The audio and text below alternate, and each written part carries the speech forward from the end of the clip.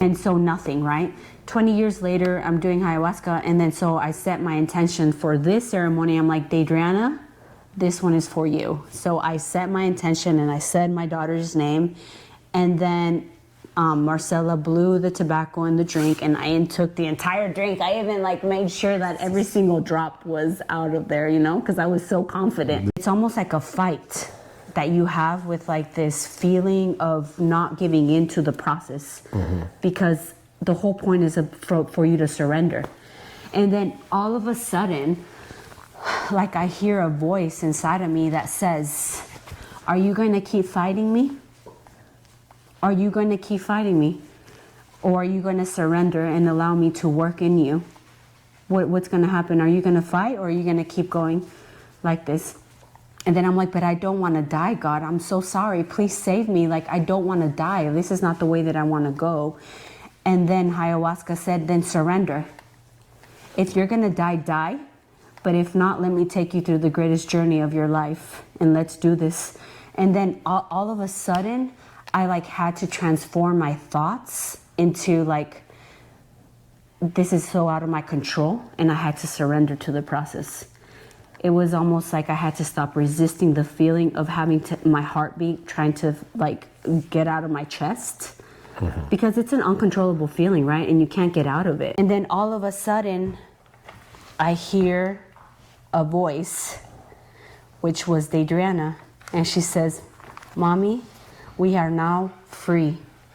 We can now be free. And then all of a sudden I just start bawling my eyes out. I start crying and crying and crying and crying. And then in my mind, I just told her, I'm like, Deidreana, I am so sorry. Like, I am so sorry. I am so sorry that I have been carrying you, and that I had been carrying this pain, and that I haven't been able to let go of you and the pain that this process caused me, right? And then Deidreana said, don't be sorry, like you didn't know better. It's not your fault. But now you know, and now we can both be free. But like, what a wonderful gift that I was given to actually like have a daughter and to be a mom, you know? Even though my journey as a mom doesn't look like other people's journeys of like raising a daughter, see them off to college, seeing them married.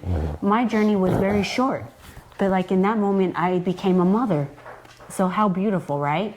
So the narrative changed, like the story changed for me in that moment. So that was like one process, like one thing that I had really felt.